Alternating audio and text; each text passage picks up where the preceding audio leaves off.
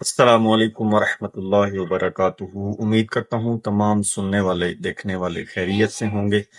اچھا دوستو، جیسا کہ آپ سب کو بخوبی علم ہے کہ سانگڑ کے علاقے میں ایک وڈیرے نے اونٹ کی ٹانگ کاٹ دی تھی۔ تو ایک بہت بڑا ظلم تھا جس کے خلاف پورے سوشل میڈیا پر ہم سب نے مل کر آواز بلند کی، احتجاج کیا۔ تو وہ جو وڈیرا تھا 5 ساتھیوں سمیت گرفتار ہو گیا۔ اچھا دوستو، کل سے ایک بات جو ہے سوشل میڈیا پر، ایک تصویر جو ہے گردش کر رہی ہے، وائرل ہو رہی ہے کہ اب جو ہے سانگڑ کے علاقے میں جو اونٹ کا مالک تھا اس کو بھی قتل کر دیا گیا ہے دریائے چناب کے کنارے۔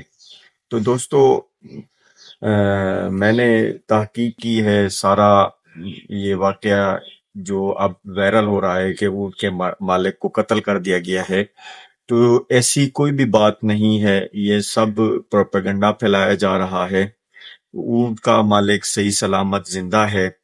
تو اس طرح کا پروپیگنڈا نہ کیا جائے جس سے معاشرے میں جو ہے بگاڑ پیدا ہو، امن خراب ہو۔